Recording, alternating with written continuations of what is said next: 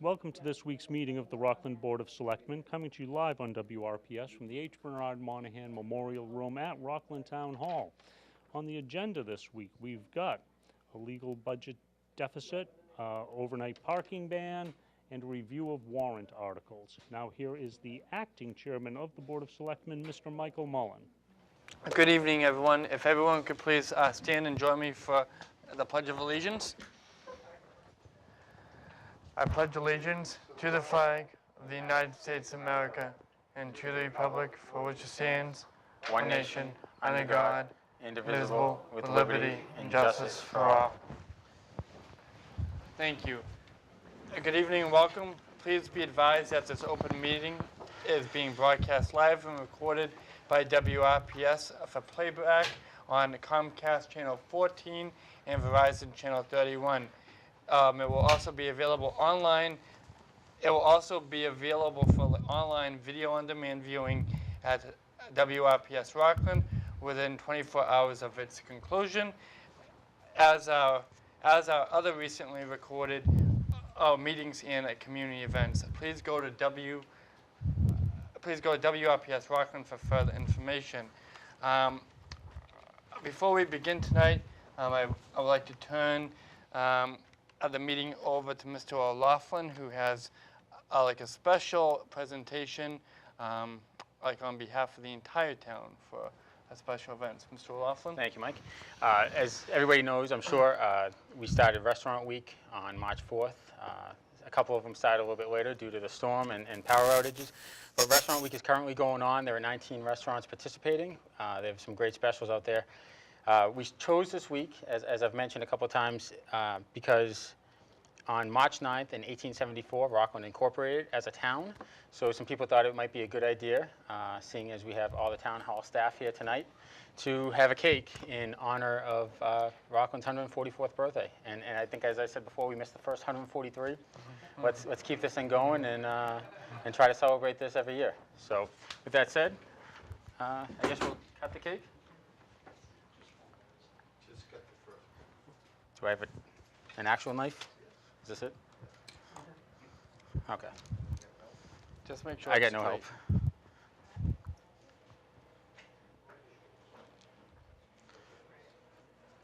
There we go. All right. Is somebody taking over? Marcy? Well, she came walking up, so I just assumed. I thought she wanted the piece. I think I'm just removing. Okay. Alan volunteered you, though. Thank you, Marcy. Yeah, always. What's usual. Thank you, Marcy. Thank you, Mike. And for everyone's benefit, we will spare everyone the scene. So we'll continue on in the agenda. The first item on the agenda is our community announcements, and we do have a few this evening. The first I want to call on Donna Shortall, our town clerk, to discuss the Top Dog contest. And I believe a winner. We do have the winner here. We're very excited. In case you haven't gathered, I'm a dog person. So last year we started our first Top Dog contest. So this is our second. We had a lot of contestants. We had a lot of enthusiasm. We had people who came in every day to make sure that they voted for their favorite puppy. And we have our winner here tonight. And the winner this year is Harley. Harley is a 6-year-old pit bull mix, and he's very friendly. He's come in to see me a couple times. Come on up, Harley. They wouldn't let me vote. I don't live in town. Well, you kept writing your own name. Oh, shit.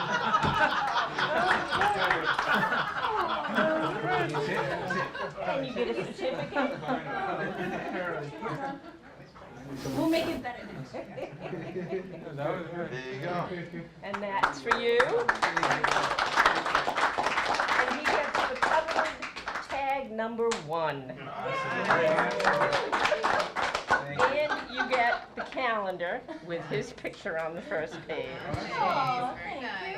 And then we have the other 12 winners on the other pages of the calendar. Cool, thank you. So that's for you. Thank you. Congratulations. Thank you very much. Howdy. Everybody. Thank you. Thank you. Congratulations. Second up, under community announcements, we have an update from the fire chief. I believe wanted to discuss the efforts of of a whole bunch of folks over the weekend throughout town. So Chief Duffy, if you want to come forward, if you don't mind. Thank you. Chairman Mullen, I'd like to also call up Chief Llewellyn with me. Yes. Sorry, Chief. No, that's okay. Thanks, Chief. So I just wanted us, and I wish Highway Superintendent Dave Taylor was here. His department, I would also have him up here as well. This was a total team effort this weekend. This was a storm that wasn't expected to be as bad as it was interior of the coast where we are, and we got hammered. Many of the more senior personnel in the fire department was comparing it to Hurricane Gloria, and as bad as being at that. So, we saw a lot of action, a lot of storm-related calls, starting Friday morning at about 9 o'clock until actually this afternoon we were still doing storm-related calls. The fire department alone was at about 151 calls in 5 days. So that's an incredible amount. We had 64 on the first day alone. We're used to doing 9, 10 calls a day on an average day. So, at the max, the town had 87% of the residents without electricity. Today, we have fewer than 5 National Grid customers out of the 7,900 customers that are in town. So that's great. National Grid did an incredible job. I can't praise them enough for their response to this storm and their efforts to bring in external crews and contracting crews from other nations and other parts of the country to get power restored. Rockland fared well. We like I said, we only have 5 customers at this time without electricity. There are other towns that are in much worse shape. The community response and outreach, at least through me, was incredible. Numerous people calling, seeing how they could volunteer, what they could do. I would like to give a special shout out and thanks to our Council on Aging Director, Peg Bryan. Peg called me early Saturday morning. She said, "Scott, let's get the senior center open as a warming center." I said, "Absolutely, Peg." So since Saturday morning, she has been opened up at 8 a.m. every day for anybody in town. And we've been trying to blast that out and get that notification made. As most of you know, I was pretty vocal on Facebook, trying to give updates, trying to keep everybody informed. I also use the Smart 911 call-out system to everybody. We found some weaknesses with that, and we're going to work on that to get as many people as we can signed up. So next week we'll probably meet as an emergency management team, look at the strengths, look at the weaknesses, the areas that need improvement, and I'm pretty excited to do that because it's only going to make the town better for its residents.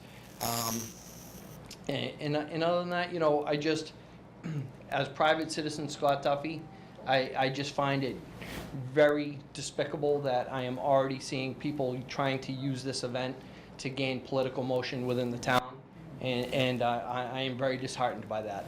And that comes from Scott Duffy, the private citizen, not as fire chief, emergency management director, or anything like that. But I will say we were in contact with the Medical Reserve Corps through the Board of Health. They were in touch with me Saturday morning, I believe, seeing if we needed assistance.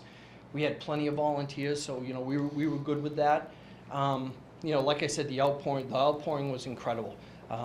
Highway Department, the Inspectional Services Department, Wire Inspector Jim Paul. I called him up. I said, "Jim, I'm picking you up." And this was early Saturday morning.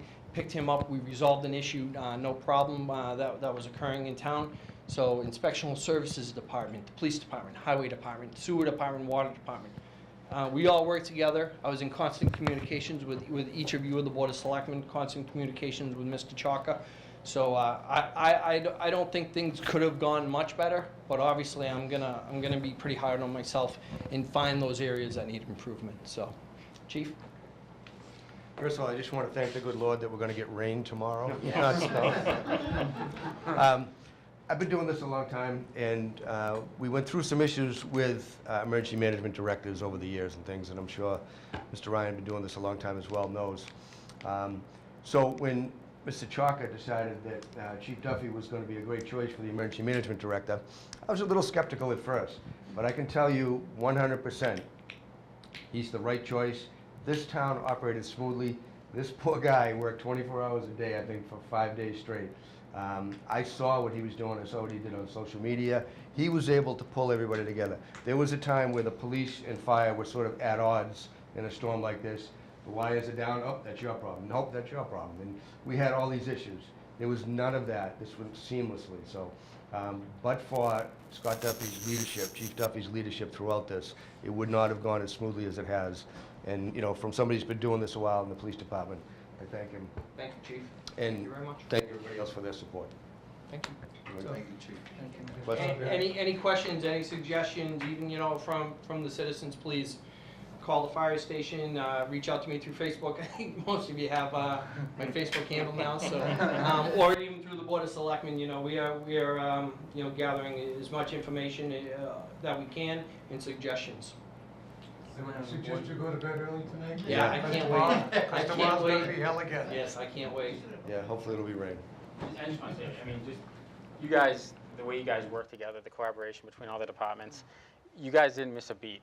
And, I mean, my road was closed. I saw a police officer there. I saw a fire department member there. Scott, your constant communication. I mean, I think you called me 2 or 3 times just to touch base, even on the last day to see if I had power back yet. You know, I mean, you don't see that other places. This is how police and fire department should work together. I mean, you guys are just perfect example of a job well done. You guys were awesome this weekend, and we're really lucky to have you guys. Thank you. If I could just add one thing also, Chiefs. Talking about our emergency management, I mean, like, it's just very, like, refreshing. Like, you look around and you see, like, and you read now how other towns have been handling these same issues. And, you know, the fact that we do have a very capable, trained, and very professional emergency management response effort that is, I mean, like, you're experts. You know, you're not trained a few hours, like a year to be able to be so-called emergency management experts. You are the experts. You're the professionals.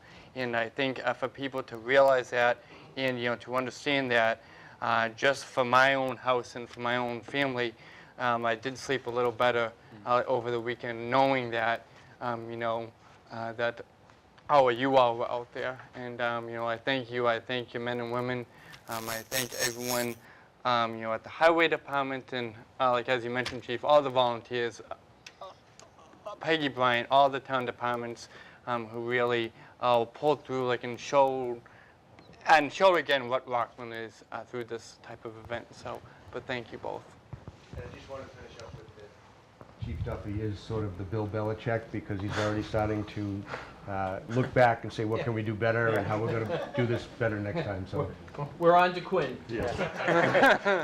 Thank you, Chiefs. Thanks, guys. Thanks, guys. So moving on, we're going to take a part of Article 9 out of order.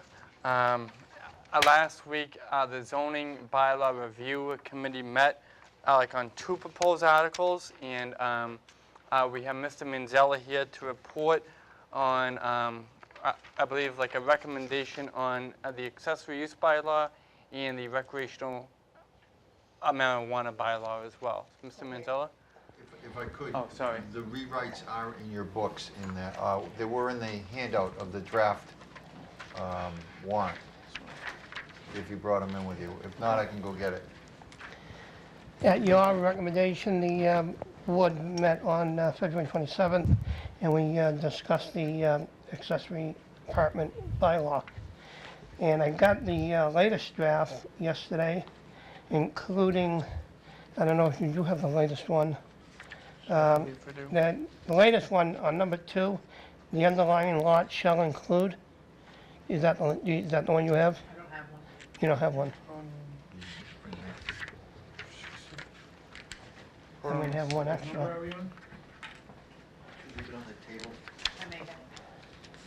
Bob, on What number article? I believe it's 69. I got one extra. Well, he's gonna bring, it's okay, you can hold it. Okay. Bring me my binder or whatever that I left. Well, we can skip the marijuana one that you guys discussed. We didn't make any changes. Yep. There's one other thing that I forgot to bring up, is chapter 39, section 23D. It's known as the Mullen Rule, that I checked with, Candy checked with the town clerk, and it was never adopted. So we should put an article in to adopt chapter 39, 23D, which what basically says that somebody can skip a meeting or be absent, and you can read the minutes, swear on an affidavit that you read the minutes, you have to sign an affidavit, and you can sit in on the, it says notwithstanding any general or specific special law to the contrary open to municipal acceptance of this section. More than one adjudicatory hearing, a member of any municipal board, committee, or commission. Bob, where are you? Not to interrupt, but where are you? It's not on the agenda. This is another one that we need to do a general bylaw, so you need to accept this so we can, I think it's out of order at this point. We don't have it on the agenda. we're We don't have anything. discussing bylaws.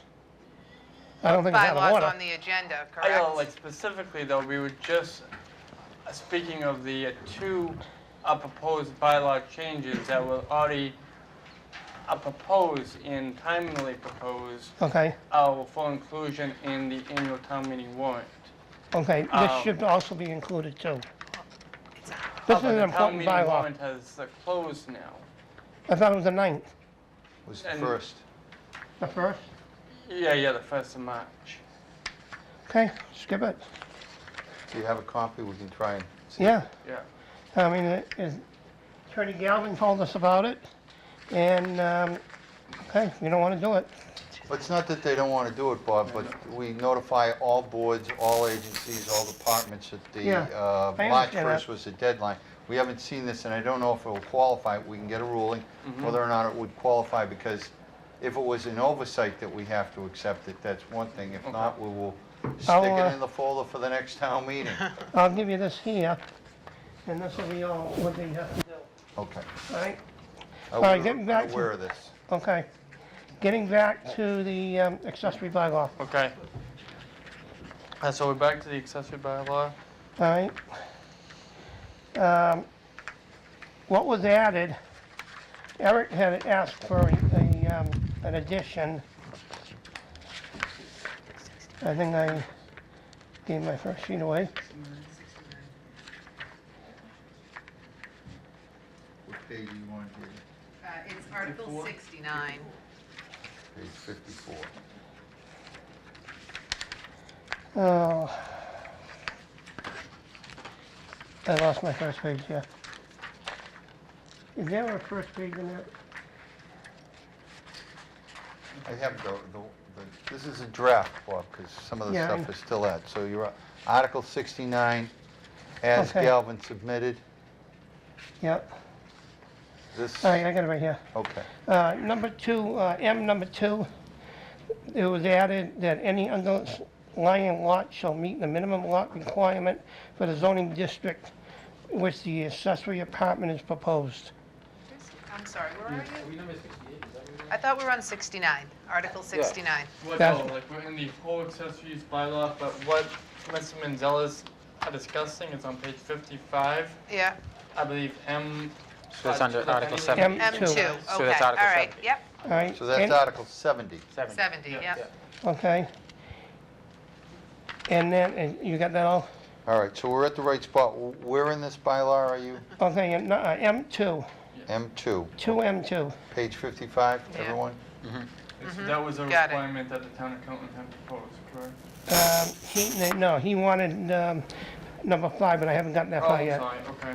Okay, this here is any increase in size of the main dwelling unit shall meet all zoning requirements, and the underlying lot shall meet the minimum lot requirements for that zoning district in which the accessory apartment is proposed. Okay, you got that? That's not, Well, in- that's not in this. That's not in that's this. not in this. I don't This see is where only, this only says any increase in the size of the main dwelling unit shall meet all the zoning requirements. This was, Is that the draft? We have the draft from Galvin in the book. yeah, this is it. I thought we So go to the determined, book. I thought that Go to we the book. determined that it would be, by right, the matter of the size of the lot as long as it conforms to the setbacks. If it's, you're gonna increase the size of the structure, you have to get a section 6 finding. Above Manzella, like I believe I, Now, that came from Attorney Galvin. This says 227. This is the rewrite we received. Right, I think we received the rewrite either Monday or Friday. and that From came Galvin. yesterday. This says 227 right on it. Yeah, but then he added this on here. But No, that- no, that's the meeting that we had, 227. Well, Because that was left out, because that was the discussion. is Mr. Galvin in the building? He's coming. He didn't understand it was 7 o'clock. And then the second one, number 5, was requested by Eric, a member of the, What was were there recommendations from the zoning bylaw review committee? There were? Yes. What were the recommendations of the zoning bylaw review committee? They were, we went, well, I was present, I'm not a member of the committee, but I was present. We went through the current bylaw, made recommendations on what should be removed. They were jotted down by Attorney Galvin, who was then going to kind of take our notes and amendments and put it together into a document. Here he is. And here he is, man of the hour. Standing. and what had happened was after I read these, I reminded Attorney Galvin of a couple of issues that were forgotten. So we'll And give you a before- couple of moments to gather your thought, Okay, Attorney before Galvin, but he there's a steps little up to the plate. confusion. Okay. Number 5, the building inspector shall have, oh, you don't have that then. No, we have number We have number 5. five. We have the building inspector shall have the right to conduct an inspection in connection with the annual renewal and certification connected Okay. with the accessory Okay. apartment. This is The building commissioner does not what want we put that. in. He wants it, number 5, to be rewritten. It is the responsibility of the building owner to meet the inspectional requirements in connection with the annual renewal and certificate connected with the accessory apartment. And he has these forms, and it's right on these forms that they added.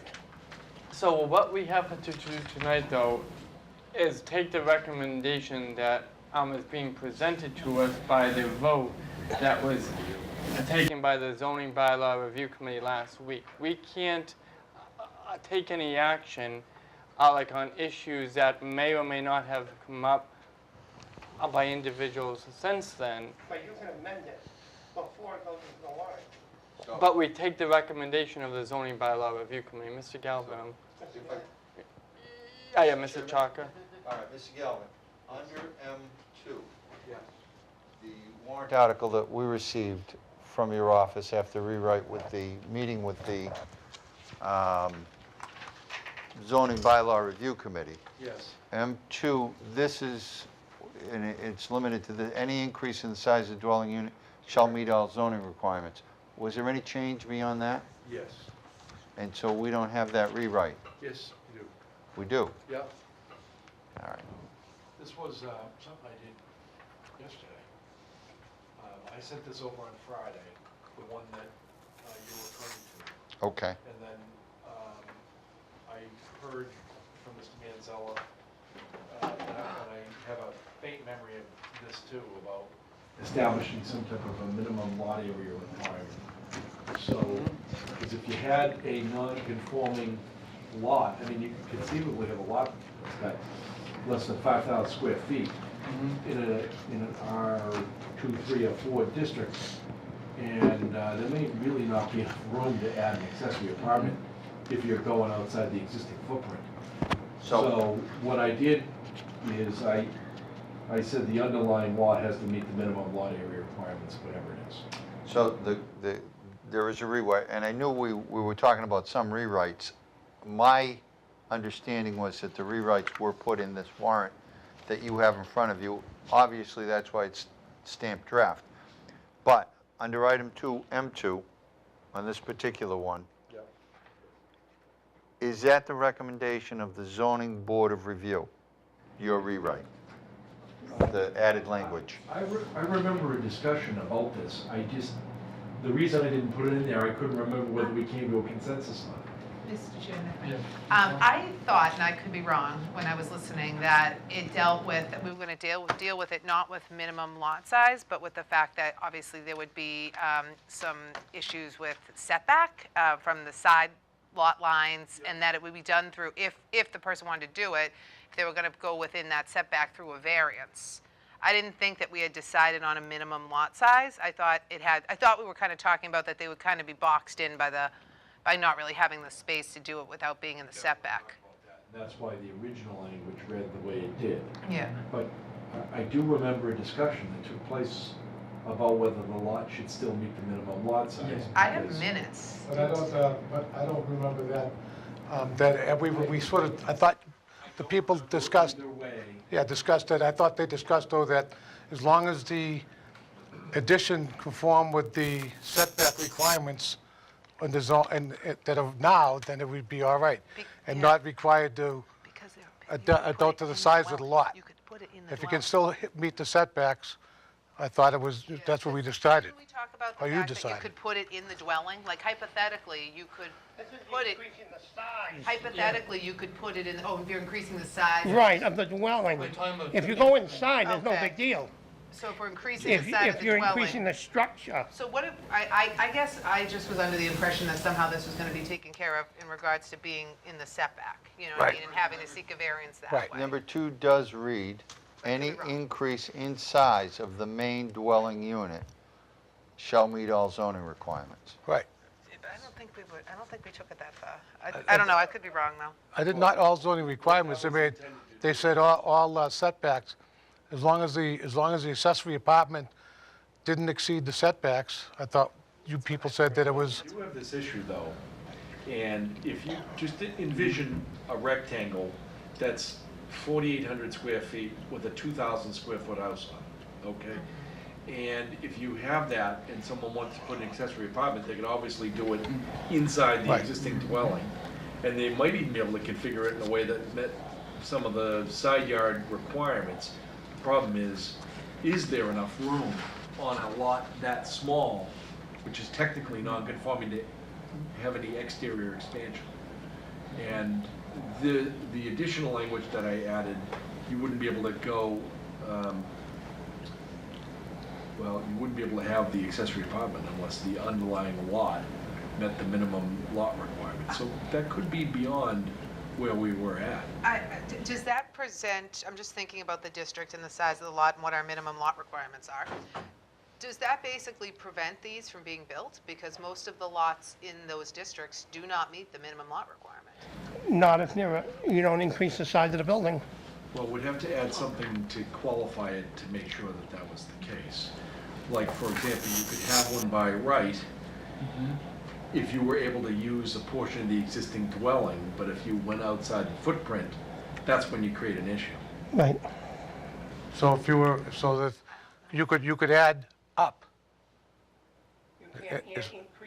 but you can't increase the footprint. Right. Doesn't that maybe prevent, what if the person just wanted, what if they met the setback requirement and they only increased the dwelling, they were able to increase the dwelling by 100 square feet to add to it, but they were still within the setback? I mean, I just feel like that's being, Example would be, what happens if they're only increasing it by 5 feet? well, that's what I'm saying. I mean, what if they could be putting on a deck or a porch or something? I don't know. I don't know if that's, I don't think we took it that far, but I could be wrong. But we did discuss nonconformity in section 6.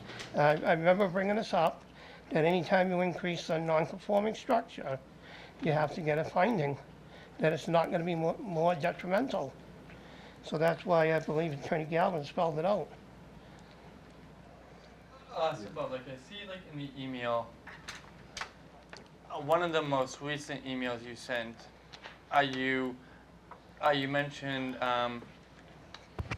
one adds a notice requirement for inspection, and the other.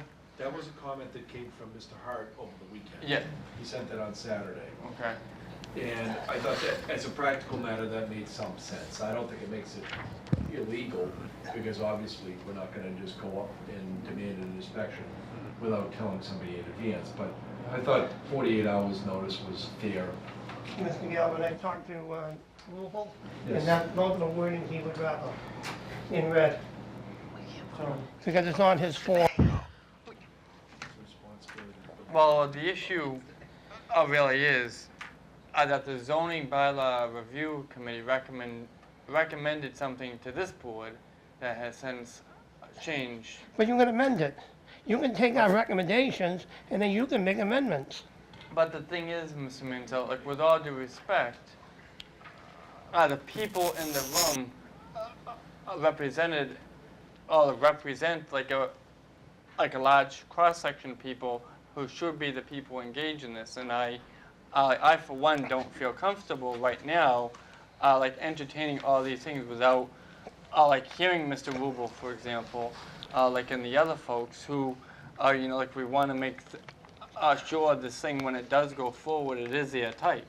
In terms of everyone having our buy-in. I mean, like I understand the changes that are being talked about, but like as Ms. Hall mentioned, they could be beyond the scope of what was actually talked about last week. So, I mean, I wouldn't have a problem. Mr. Chairman, the recommendation would be to leave this article in place Yeah. to go forward as a placeholder. Okay. Have the zoning review committee meet again. Yep. Have them clear, Okay.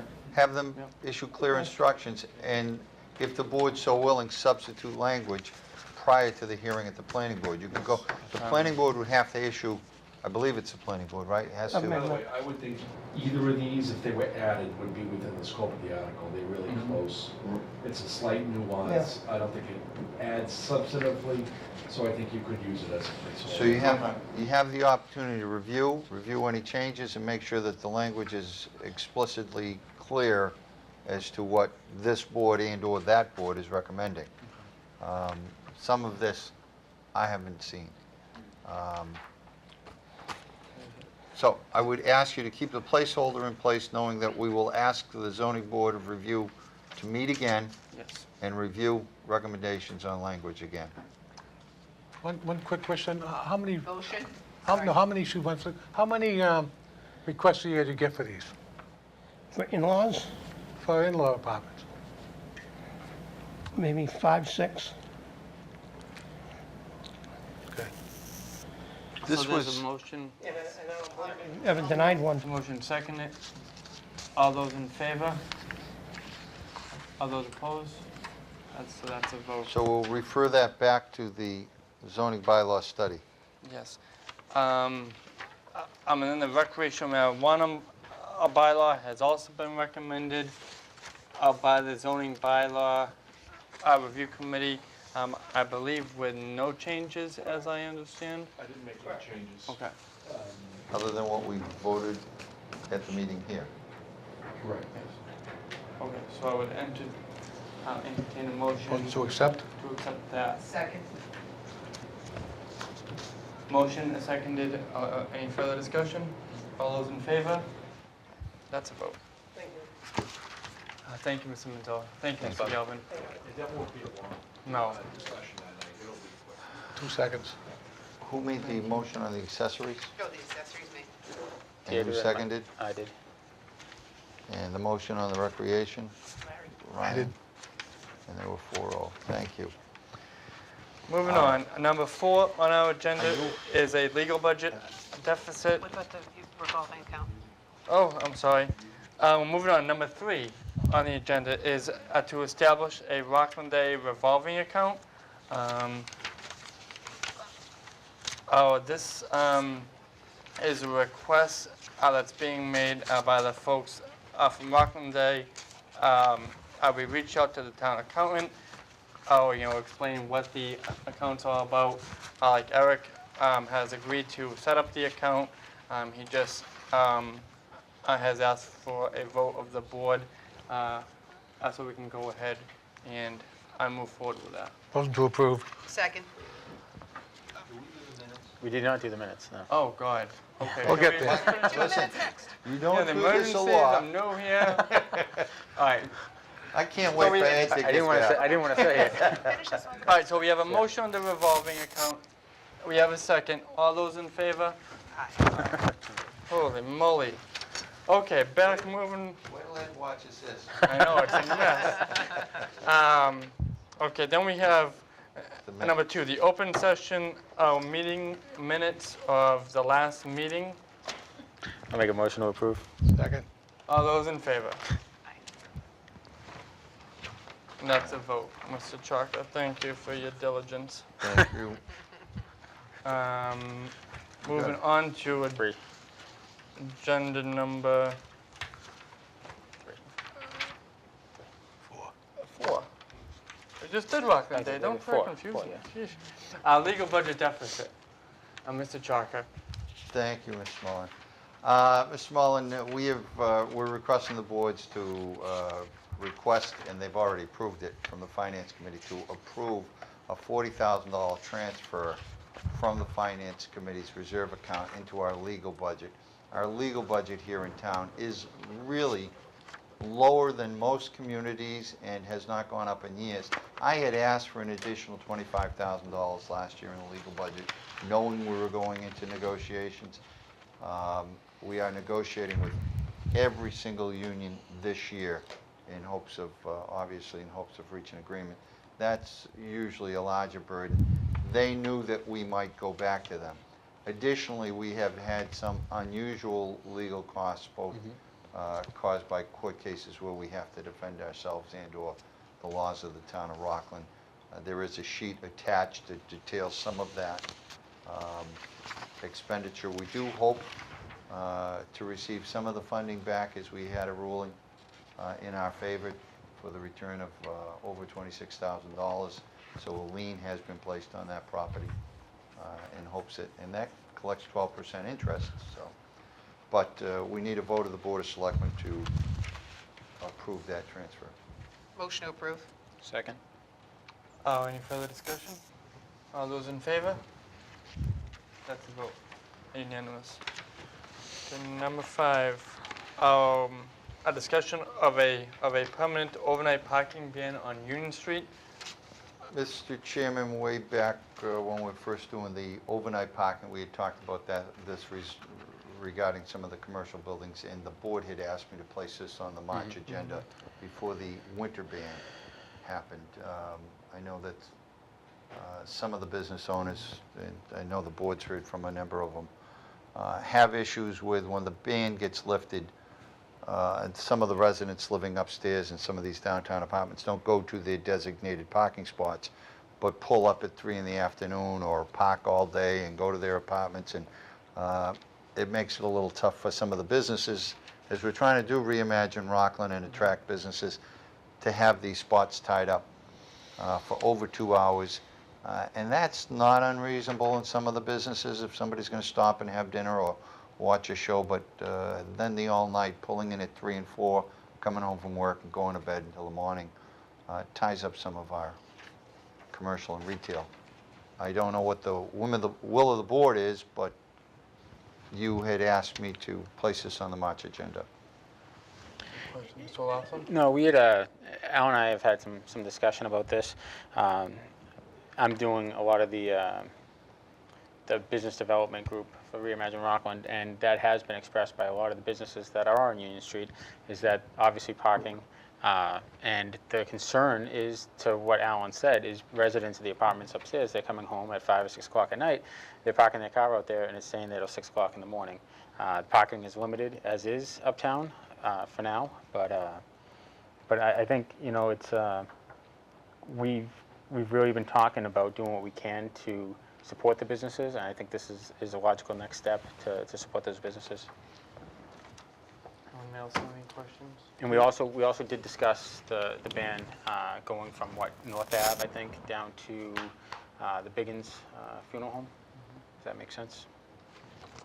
What about, are you going to mark them 2 hours, limited to 2 hours? Is that something you'd like, Chief?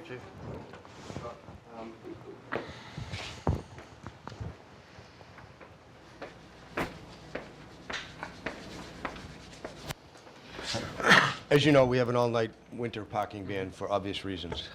So I've had some discussions with business owners, with some of the select persons, with Mr. Chalker. This would not be a big deal for the police department to enforce this. And in fact, if the board votes to do this, I would ask that we just roll it right in from the winter parking ban. Sure. And what I would suggest is we do, as we do with the winter parking ban, is give them some courtesy tickets to begin with, to let people know that this is the new rule.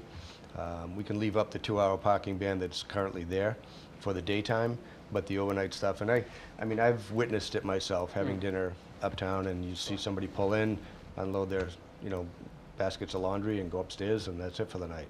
And now people are parking across the street by the liquor store or the karate studio, and it's causing all kinds of headaches. We get a lot of calls on it, so. We do have the sign-making company on alert that we may be coming in to have signs and postings done. I would agree with the chief that we do a 2-week or 1 month or 3-week or whatever courtesy, and tag them and tell them about the ban, have a flyer, and just educate to the best of our ability. But at some point, we do need to implement. And I will say, to the best of our ability is a good comment, because, as you know, recently we have some really busy nights, and parking tickets are not high on our list of priorities. We will get there when and if we can. Yep.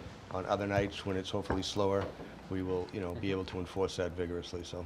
So are we going to put up signs that say 2-hour parking? There are I think there's a 2-hour ban right now. There are a couple, There are a couple in certain signs? areas, Yeah. yeah. But what I guess Just we the need overnight. is we need guidance from the board on what area, but we want to put up the no overnight parking. Yeah. So to that point, I think, somebody were to come home and they park their car in front of, say, Rockland Bar and Grill. If we have an overnight parking ban that goes from, 1 a.m. until 6 a.m., they're not going to come down necessarily at 1 a.m. to move their car. Right. You know what I mean? So They they'll will after they find get a another- couple of tickets. Yeah, they'll find another We spot, should set the hours. And I would suggest Biggins would be a good idea, because you do have the people living over the banner and Sure. over the apartments next to them as Yep. well, so.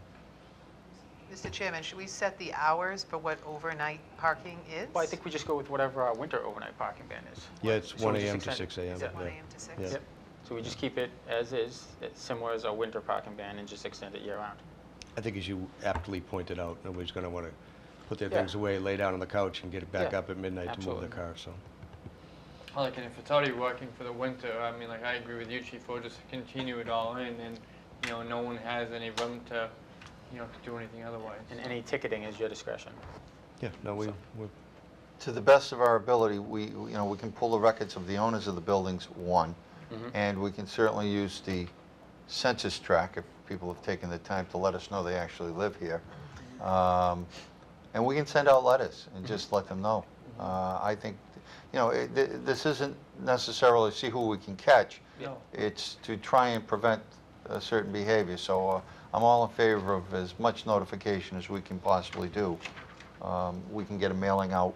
It's easy enough to compile a list and let people know. We'll notify the businesses, we'll notify the business owners, the landlords, to notify their tenants. But I think it's in the best interest of our commercial businesses.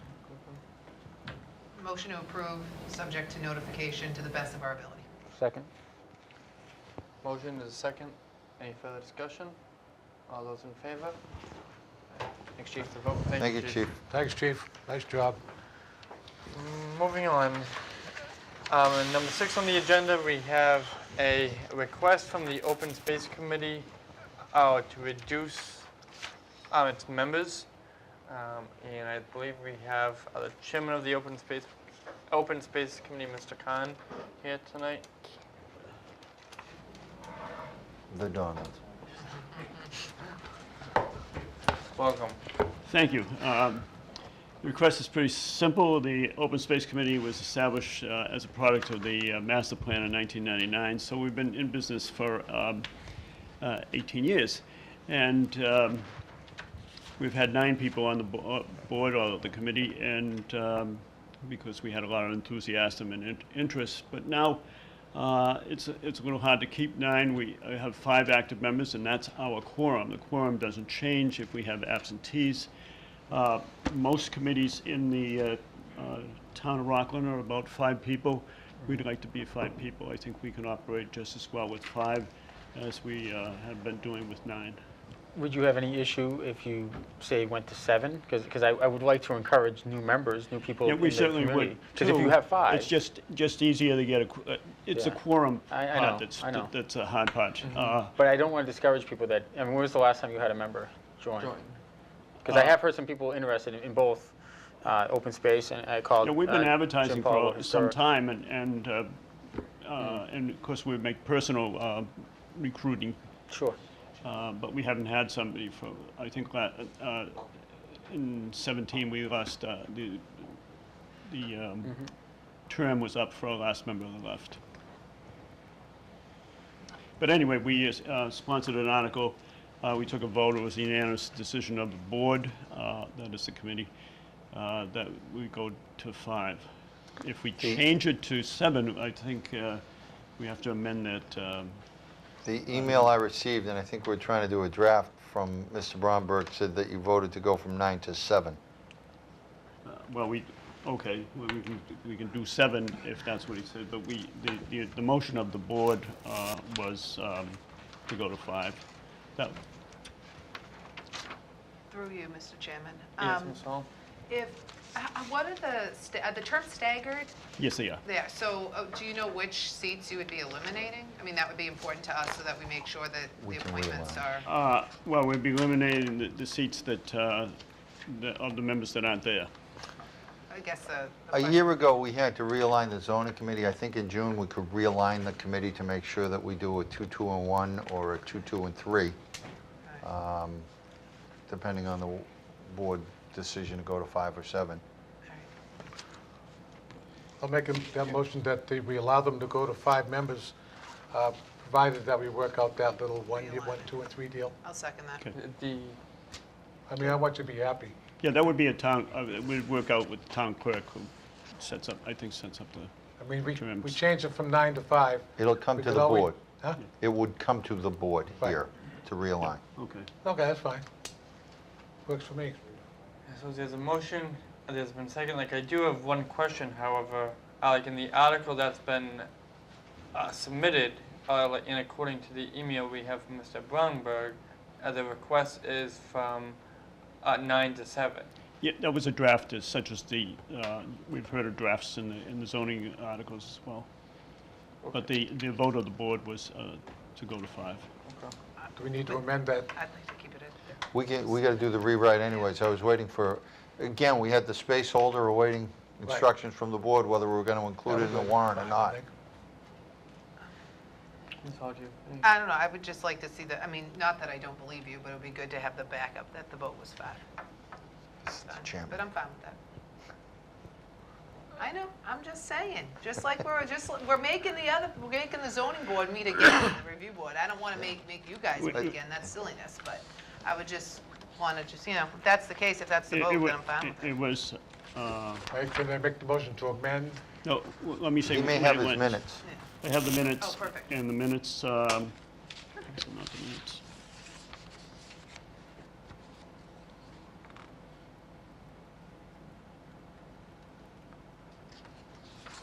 The wrong minutes. You know, this would never happen to Ed. I think based on, your work, I'll take your word for it, Mr. Khan. So we do have a motion from 9 to 5. We have a second. All those in favor of that? I don't like the idea of, limiting it to 5 people, because now there's no openings. we can go- I don't want I- to discourage the public from joining a committee, Yep. so. Let me correct myself. Mr. Bromberg made a motion to the article.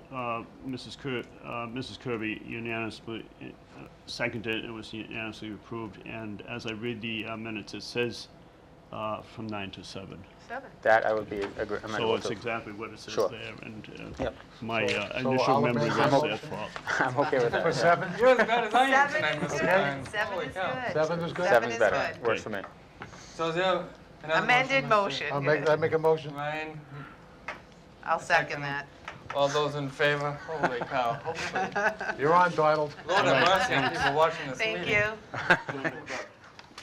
Just Donald, when the guy in the mirror is a stranger, come back. If I haven't checked the minutes. On the same subject matter, Mr. Chairman, and it did come in just under the wire but wasn't posted, but it's the same thing. The Historical Commission is asked to move their membership. However, it would require a charter change. The open space was created by town meeting. The Historical Commission is part of the town charter. We'd have to file legislation, get legislative approval, et cetera, to amend the charter. But I think, is Jim Paul here? Jim Paul is here. They would like to change their membership from 7 to 5. Mr. Paul. Thank you, Selectman. Right now, the charter says that we need, well, we're allowed to have up to 7 members. I've been on the committee for close to 15 years. We've never had more than 4 or 5 members at any time. Our issue is that with the requirement of having 7 members, we need to have 4 members at a meeting to have a quorum. Very, very seldom do we have more than 3 members, sometimes 4. How many? Usually not 5. How many members do you currently have? We have 5. Yeah. So we're not trying to limit to a number of 5 members. We would have as many members as people that want to come. I'm not, my intent is not to limit numbers of members, but to change the wording in the charter so that if we have 5 members, then we need a quorum of 3 members. If we have 6 members, we'd have a quorum of 4 members. 7 members, a quorum of 4 members as well. Ms. Hall? I was, Mr. Chalker, does it say, the charter say up to 7, or does it say 7? Because if we don't have 7 appointments. If it says up then- to, then you don't, then then we the don't have to quorum's worry whatever's about on it. there.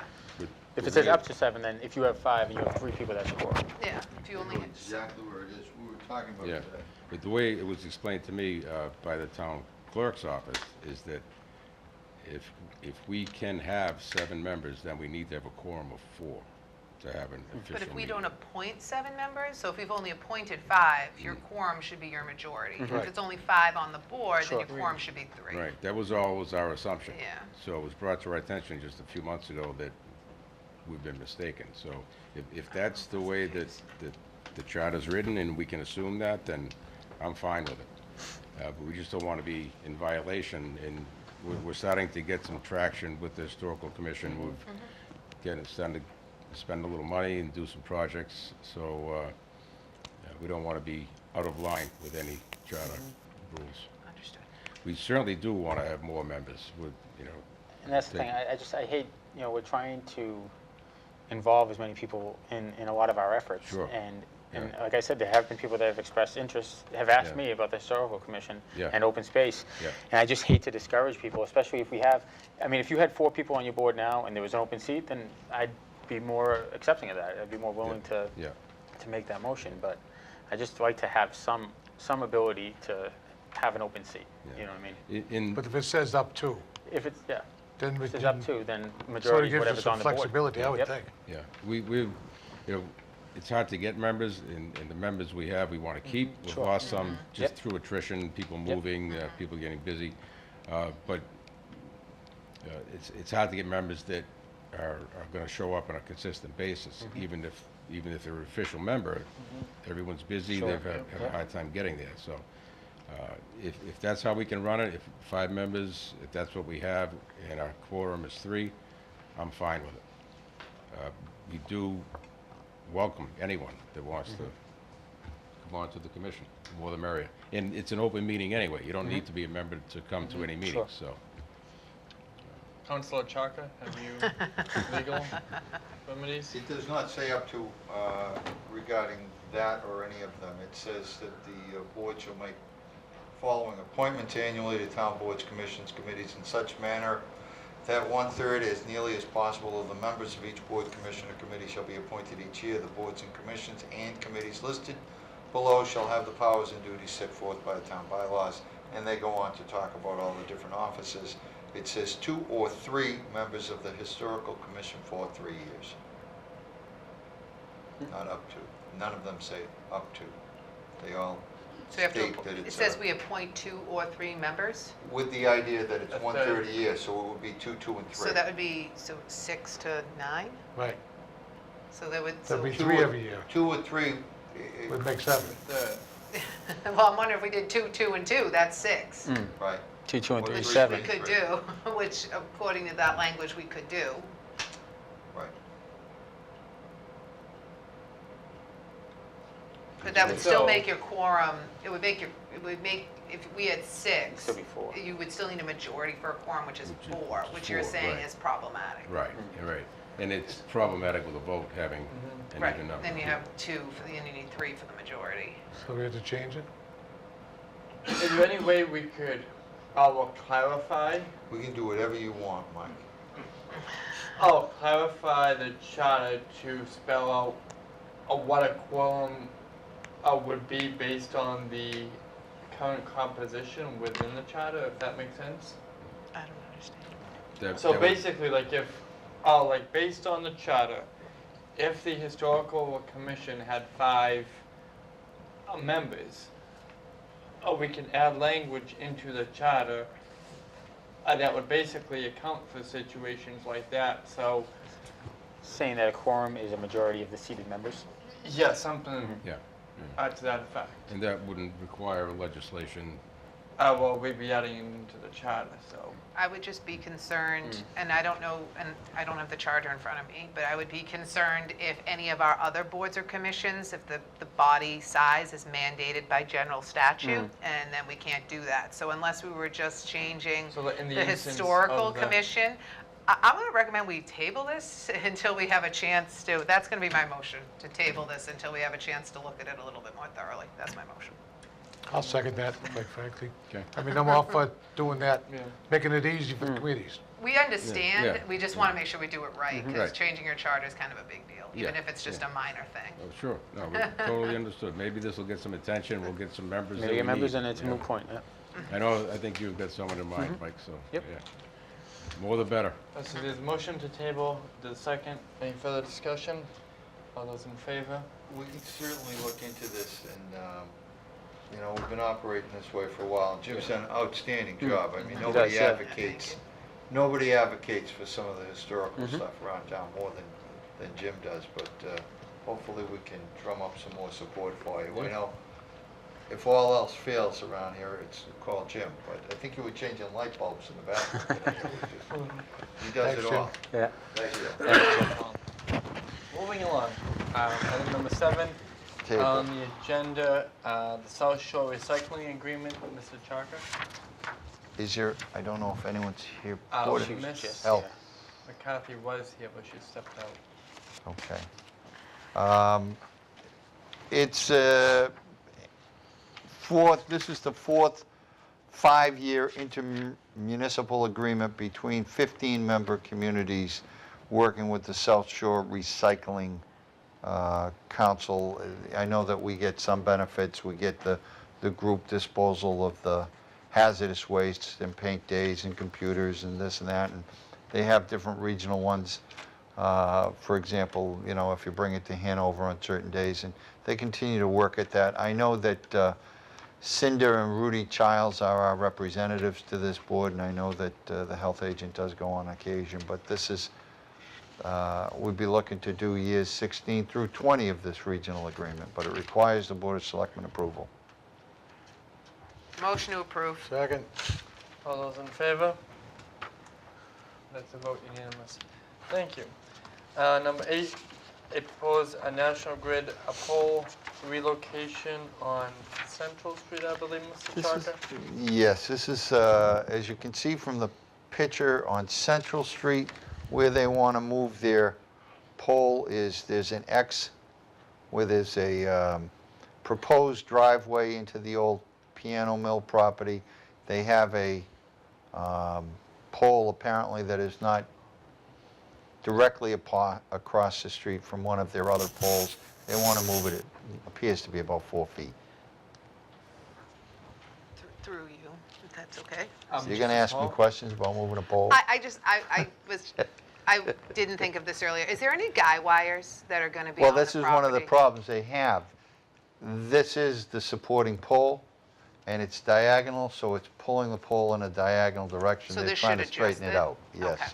They're Great. relocating the pole 10 feet Guy wires east. can be kind Right. of testy issues, that's what I was asking. And this is one of the reasons they're trying to do it. Motion to approve. Second.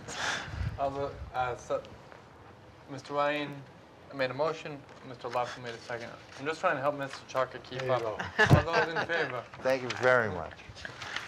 Item number 9, the review of warrant articles. Mr. Chalker. Included in your books is a list of the articles that have been proposed tonight. You recommended to hold on one of them, and when we get to it, the items in red haven't actually been quote-unquote submitted yet because the special town meeting is not open. It will be opened by this board, I hope, on March 20th. The items in blue are the items that you approved at the last selectmen's meeting. The items in black require your approval to move forward to the Finance Committee and to the various boards for further review. Quite often, these articles represent initial quote-unquote asks of the different departments. It would be impossible for us to fund all of them, but we move them forward to the Finance Committee and the Zoning and Planning and all of the other various committees that review these, capital planning, so that we can begin to put together our best guesstimate of both budget and priorities for the town. We do sit down with the various boards, we sit down with the Finance Committee when we have a better idea of what our actual financial situation is as well. Ms. Hall pointed out one of the articles today that we're going to have to look at compliance with stormwater, because there are going to be additional restrictions on what we do even with paving. So if I might, article and the draft articles you had in front of you earlier, but Article 13 from the Highway Department for building repair, Article 14 from the Highway Department for a Union Street infrastructure study, Article 22 from the Sewer Department for an inflow infiltration mandated program, Article 23 Sewer Department pump replacement, Article 24 Sewer Department operational financial consultant, Article 25 from the Police Department for the purchase of 2 cruisers, Article 26 for sick time buyback from the Police Department, Article 27 for the lease payments of a K-9 cruiser from the Police Department, Article 28 for the installation of an asphalt court from the Youth Department, Article 29 for the purchase of a Ford pickup truck with a plow for the Youth Department. Again, these are asks. From the Youth Commission, purchase of furniture. From the Community Center, creation of bid documents. From the Community Center, to replace the roof. Community Center building. And again, many of these would have to go before capital planning. Community Center, replace vinyl cover on the stairs. Community Center building as well, replace the gym doors. Community Center, the McKinley building, additional McKinley building repairs. From the Park Department, the purchase of a dump truck with a plow. From the Park Department, the purchase of field painting machine. From the Park Department, purchase of a shed for Bicentennial Park. From the Park Department, replacement of the footbridge at Hartsef Park. From the Park Department, tree replacement. From the Park Department, replace the fence at the softball field. From the Water Commission is the payment of a backhoe front-end loader, number 1 of 5. That would be a lease request. From the Water Commission is a Phase 2 replacement, Phase 2 replace install valves.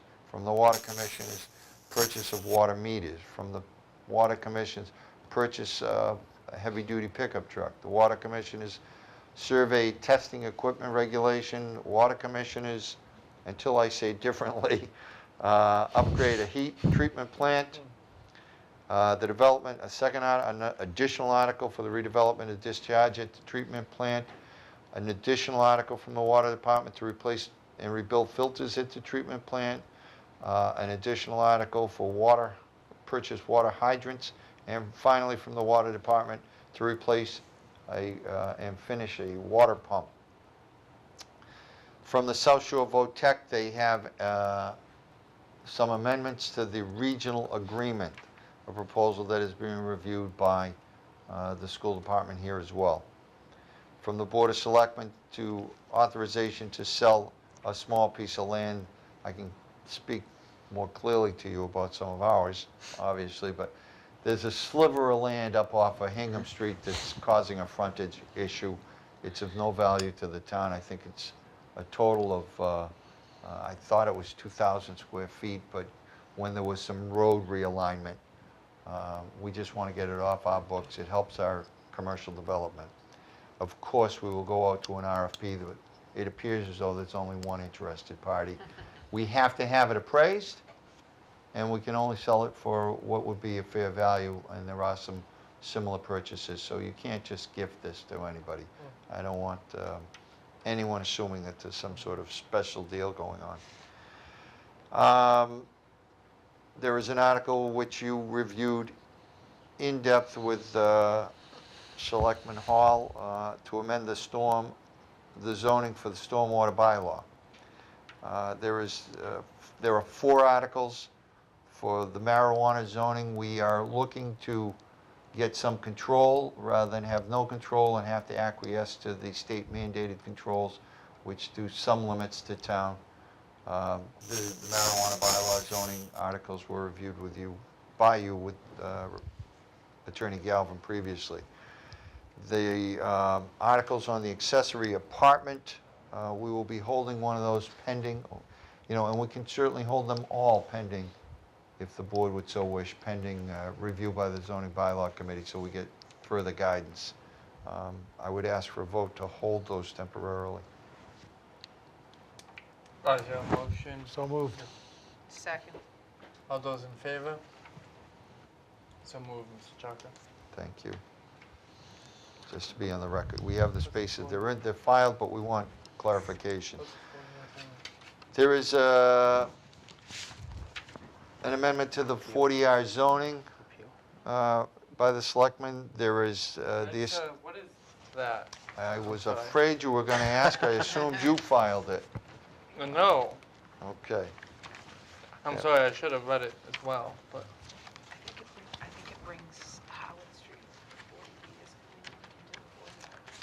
That is in your draft documents, Article 72.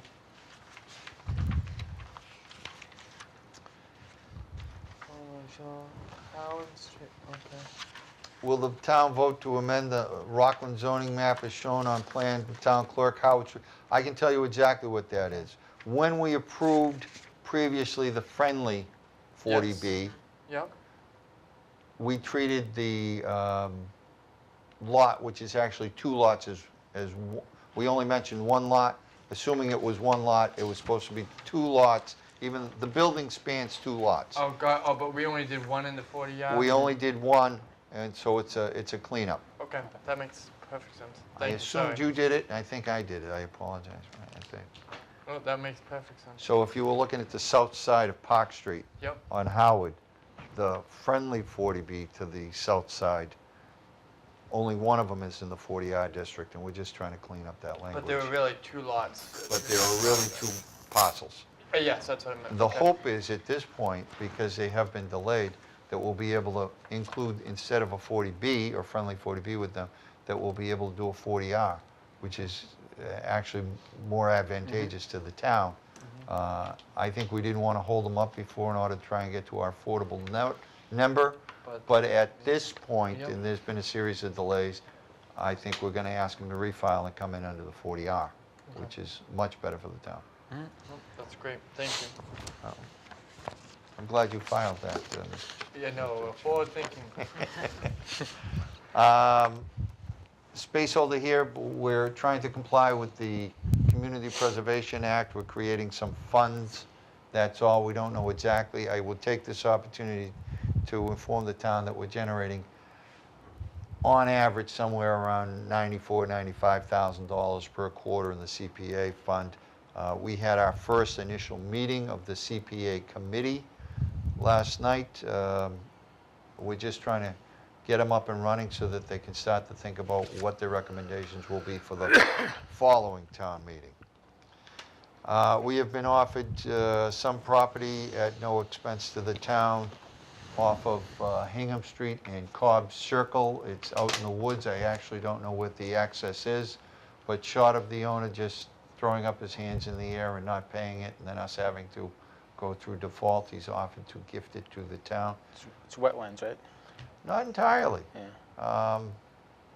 But the property looks as though it may have some future use for the town, or combined with other land out there, whether it becomes parkland, open space, or just goes into a land bank for the town for later use. But it's a little over 3 acres, the combined parcels. We're Open Space Committee. I might have to go back. I do not. We should have asked Donna while he was here, but it just says parcels. I don't know what they want to do with them. Parcel 76. It says, it does not say burn them down. Scott's awake again. What's that? Scott's awake again. Will the town vote 3 parcels of land deeded to the town from DOT as part of delegate mitigate? Will the town vote to, and there's a blank, this was submitted by Open Space, 3 parcels of land deeded to the town from the Department of Transportation 2011 park as part of the Delahunt Parkway mitigation with the state. They have conservation restrictions. I'm assuming it means accept. I think a determination was made that we don't have to accept. They're already in the name of the town. I would ask the board to hold on that. Motion to hold. Second. on that article. All those in favor? That's a vote unanimous. Yeah, we checked on this. I'm surprised it's still here. We checked with the assessor's office. They're already in the name of the town. They were taken in the name of the town by DOT. I don't think there's any further action required by the town. The Open Space Committee reduction, you've already talked about. There's the Historical Commission you've already talked about. And there are 2 residential petitions. One to adopt the bylaw referring 25 feet buffer to wetland, and a second to remove the, to amend the use variance in town. Motion to accept other than those items held? So moved. Second. All those in favor? Unanimous. That's a vote. Thank you, Mr. Cochran. Thank you. Next up on the agenda is the town administrator's report and correspondence. A couple of things I do want to mention. The town hall wishes, and everyone here obviously would like to extend their condolences. I sent out an email earlier today, but 2 of our town hall employees lost parents in the last 2 days. So Veterans Agent Finney Fontaine's father passed away this afternoon, and in the building department, Michelle Hamilton's mom passed away. We don't have the arrangements yet, but they will be sent out to the board. And condolences from me to both of them. I do want to take the opportunity to thank the chief and the highway department, Dave Taylor and Peter Ewell, and certainly Peg Bryant and Chief Llewellyn and everybody. The board, you guys were all in touch with me. They were all in touch with me. I try to stay out of the way usually when Chief Duffy gets going, and just give me an assignment, tell me what you want me to do. I think we were looking for a generator for a long time because we were worried about the sewer plant. I even talked with John Laughlin down. John's taking a brief vacation, but John was in touch while on vacation. I saw your rain meter picture. Officially 4.5 inches of rain in the last storm, and it was finally over. That's in the north French's Stream Valley area of the The town. French's Stream Valley. Yeah. So, but there was basically 4.5 inches, so I got it empty to see what it comes up to today. But that was, the first 2 inches came really rapidly. Yeah. Within 2 hours, it was just overwhelming. Well, and I have to say they did an outstanding job. And I'll share 2 stories. Obviously, one was I did have the call, when are we going to remove the boards? And we are going to remove the boards as soon as humanly possible. Department of Transportation is going to do it. Dave's been in touch with them. They've agreed to do it. Everyone's going to cooperate to the best of their ability, but we just don't have the ability to get in there. Larry, you know the force of water. The other day I went over and, the water was up to the cap. And John said if it was over the cap, it's going to be a big tragedy for the town, and it was close. But I went down rather rapidly once the rain stopped. It dropped 6 inches in the first hour, so Yeah, it I drops knew we were quickly. pretty and much all right. It drops quickly, and we are going to try and get in there. It's as soon as we can, and that's being coordinated by Dave Taylor. Yeah, it might not be hurt to have the sewer people say, look, this is really a near emergency situation, and that it could really, destroy not only the Rockland, but the people downstream who are going to have to absorb any raw sewage we have to punch out. At the height of the storm, I think, early Saturday morning, in fact, I lost trees in Bridgewater, but Peter Park received an urgent call that a tree had fallen on the rail trail and someone wanted that removed. Peter indicated to them that it might be a priority keeping the streets open and that he would get to the rail trail as soon as he could. So those are my 2 brief stories there. But also let the board know that the assessors have voted unanimously to transfer, and it is that time of year, $320,000 from the assessors overlay account, which is more than we normally get. We're very excited that they did not have as many appeals and felt that they could do it. We do anticipate a little tighter year. We're all trying to squeeze some things down. So hence my advice to the board that not all of those things that people have filed for will be funded by the Finance Committee. There is a blood drive on Saturday, March 17th for the Boston Children's Hospital, and it will be done I believe at the fire station, the Rockland Kiwanis Club, at the community center, being sponsored by the Rockland Kiwanis Club.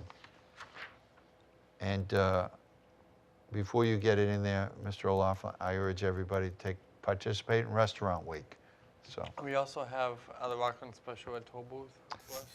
do you have that? I apologize. I know, but Mrs. Conley's here. It's on the agenda. They are here. I don't have it in my book. Is it in yours? It's listed under your correspondence. Is it in your book?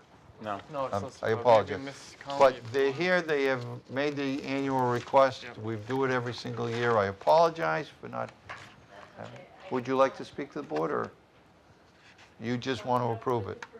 Because it's our only, What's the date? What's the date? Yeah. it's the only fundraiser we do for any special ed, and this year, well, last year we gave $2,500 in scholarship Right. and gave a computer to some, Do you have a date? May 5th, and rain date, May 12th. Motion to That approve. works for you, Chief? Yes, of course. yeah. Second. All those in favor? Let's vote. I would feel just awful if Good you luck. came out and I forgot that. I did forget You it, did. but somebody covered you. Thank God it's on the agenda. That's it. Thank you very much, Mr. Chairman. Well, thank you. Next on the agenda is Selectmen's comments. Comments and opinions expressed by individual members do not necessarily reflect the views of the BOS and are the opinions and comments of only the individual member. With that said, Mrs. Hall? Sure. I just want to take some time to reiterate a lot of what was said earlier. And on behalf of the board, I want to thank everyone for the work this weekend. Specifically, thanks to Chief Duffy in the fire department, Chief Llewellyn, the police department, Highway Superintendent Dave Taylor and his staff, Park Superintendent Peter Ewell, National Grid and their employees for all of their tireless efforts throughout the storm. I want to state that communication between the town's operational departments and our board, I can say, was consistent and clear throughout the entire weekend. I think Incident Commander Chief Duffy did a great job utilizing the town's emergency reverse 911 process and also using social media to keep residents informed. Peg Bryan and her staff did an awesome job at the Senior Center. Chairman Kimball and I spent some time there on Saturday, and we're greeting residents who came to the facility. But one of the things we noticed is that a large majority of the people utilizing the warming center were residents of Leisure Woods. I learned, maybe Ed already knew, but I learned that the development does not have an emergency generator on staff for these types of events. And given the population, it's probably something that we would want to be present there at Leisure Woods. So this may be something that we can work cooperatively with the landowners there to see if maybe the town is eligible through the FEMA program. They often do grants for generators and other types of pieces of equipment. I don't know if it's the spring or the fall, I'll have to check, but that could definitely benefit our residents over there. Also, I want to just, it was alluded to earlier, but in the upcoming weeks, the town is going to be reviewing its response to the emergency. And we're going to look at our emergency response plans that we have in paper, see how well things were implemented, to determine if there are any procedures or protocols that may need to be amended or updated. We're also going to be identifying any areas of vulnerability that we found, and I think Chief Duffy talked a little bit about them, and begin to develop a game plan to sort of increase our preparedness and adaptation for these types of storms. This type of review and anything that comes out of it will really help increase our town's resiliency in response to what seem to be much more frequent climate storm events. And finally, I wanted to thank the town's residents.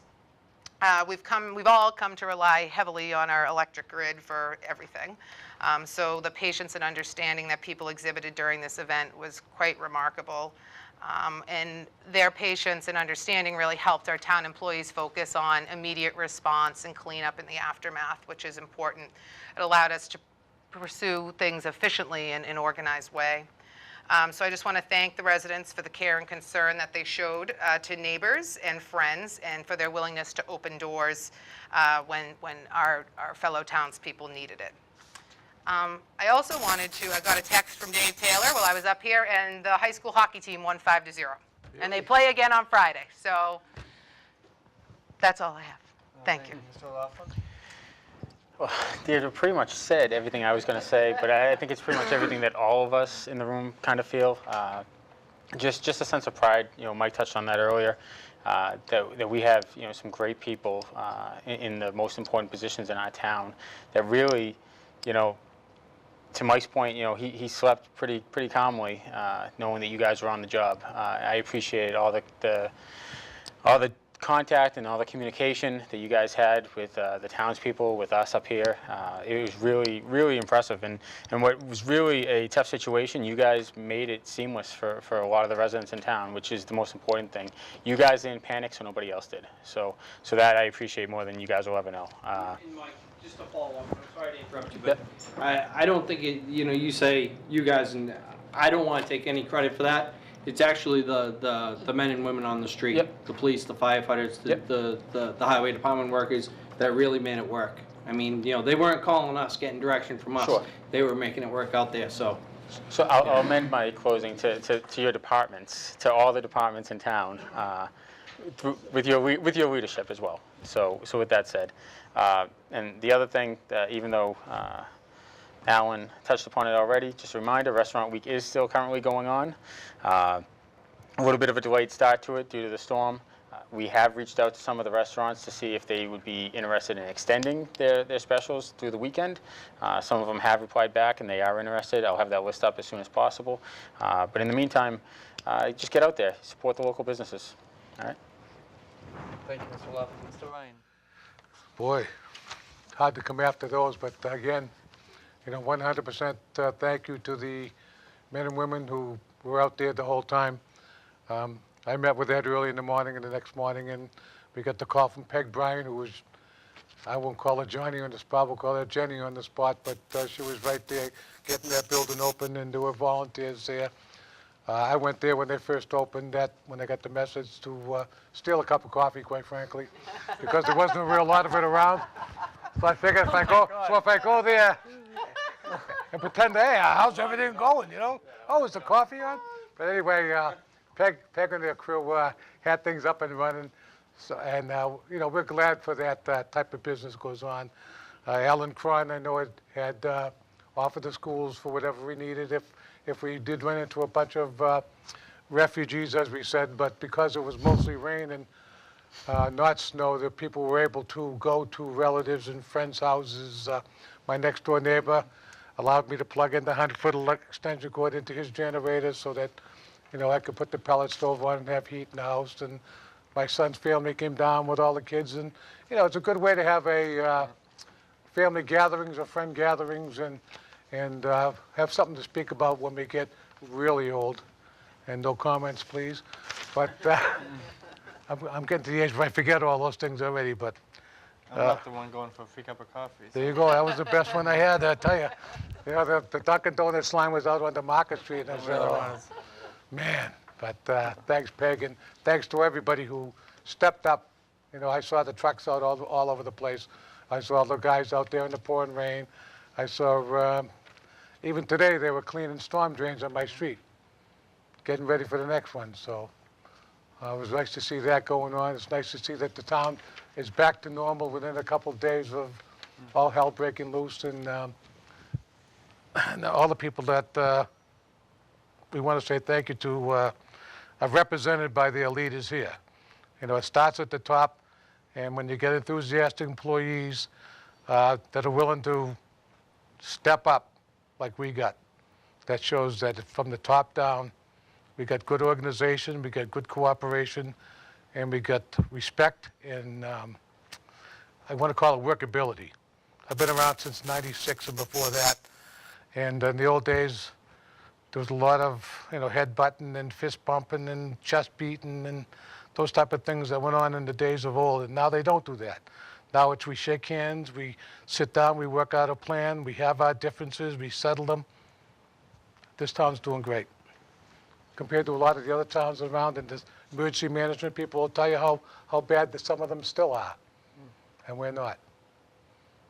So thank you, guys. Thank you for everybody who stepped up, and thank you for the people of the town for being patient. So the only thing, you know, the worst thing in the world is wait, especially for something that you want. So thank you. Thank you. That's enough.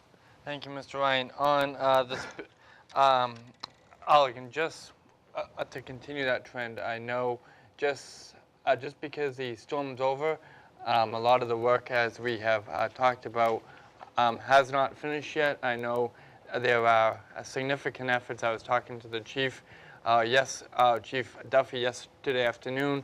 I've been talking with the town administrator as well, and I know significant work and efforts are going in now to actually quantifying, you know, the amount of resources that Rockland spent over the past weekend. Hopefully, there will be federal disaster funding that the state will qualify for. I know the governor, from what I've heard, has already been working on that, and hopefully that will come to fruition. But at the local level, I know there's work continuing by the chief and by the town administrator and by and with the town accountant to really quantify all those numbers. So, like if in fact we are eligible, you know, then we're prepared for that. So that work's ongoing. I know there's other efforts coming down from the state to really make sure there are partnerships and assistance in place. And I was talking with the town administrator also earlier this week, and he was explaining that he's really working hard right now to make sure that whatever assistance is made available, that Rockland's in the running for, and that Rockland does have access to that assistance as well. On that note, like I'd also be remiss if I didn't mention that over the weekend we talked about everyone working together, and I know that Senator John Keenan was in touch with the town administrator, and I believe also the fire chief as well. Really, you know, checking in, seeing how things were going, seeing how he could help. And I know that Rep. DeCoste had been in touch with a few folks as well. So it's great to see just, again, as we all have mentioned this evening, everyone really coming together. Yes. Just to interject one thing. In years gone past, when we were going to get in line for state funds, we used to always declare a state of emergency in town. Do you do that now? Or so you take care of that? No, that's good. Just, I've just... Chief Duffy calls me, says, declare a state of emergency. And I say, okay. No, I know. That's, I mean, at least, that way we're in... I remember in the old days, we used to do it, and so we'd get in line, we were the fifth one to declare it, so we would get fifth in line for funds or whatever, however they did it, maybe not. I just remember that used to be a big thing to get it in. So, I don't, We document it, we have it on file, then if the state goes ahead and gets money, the other thing that we've been working with each and every department is even with Peg Bryant providing some services, every single thing that we had to do, the building was open, what's the cost of keeping the building open? So, working with Eric, we quantify every single thing every department. If you use a chainsaw, if you use the plow, if you use the backhoe, how long did you use it? How many guys were on it? So the chief, Duffy, has gone to numerous training courses and then come back and worked with all of us on reporting. Eric's worked very hard at making sure that all department heads know what they're doing.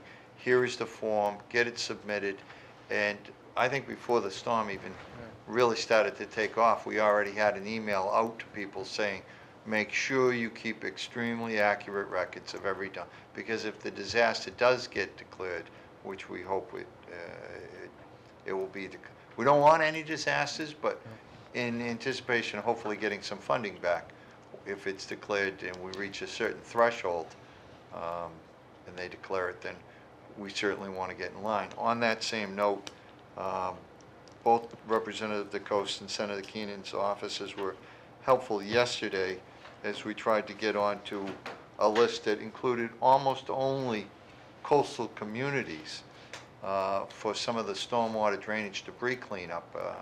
And I noticed, I just assumed we'd be in it, but as you read the list of the towns, we weren't on it, but there were a couple of other inland towns, and I made the calls to our representatives and asked them to push to have us on. I believe that we will be included. That allows us some permitting. I think it also puts our name on the list with the state as a reimbursable community. And I sent them a picture of your rain gauge, Larry, to say we got 4.5 inches of rain. We got buried. So everyone working together. And the one thing I can say, as you say, the support the board has provided me over the years, and the department's heads have supplied to me, and the coordination that we do together. We have monthly department head meetings, and then we have subcommittee meetings. Sometimes it's the financial team, sometimes it's the public safety people, but the spirit of cooperation in this town, I think, is really should be a case study for almost any other community. I think we do more with less than almost every other town I'm aware of. And if you talk to other towns, I've talked to other town managers, including, for example, Rocco Longo, who says he remembered when Rockland was a joke. And he says the way that we've turned the town around, he says everyone's trying to do some of the things you do now. And that's a great compliment. If other people want to be like us, then we must be doing something right. So.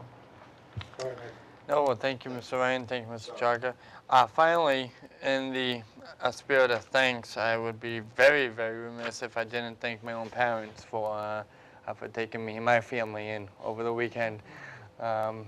Thankfully, the Pond Street area was one of the areas spared from the power outage, and Saturday morning at 7 o'clock, I called my parents. I said, I tried hitting Dunkin' Donuts, but that's not going to work, so put the coffee on and we're coming over. And we spent the weekend there, had to deal with a few downed trees, but I know, like as you mentioned, Larry, just the time you get to spend in those experiences actually really become meaningful as well. So that was a very bright side, but it's always nice when you call and they answer and they let you come home. So that was great. So thanks, Mom and Dad.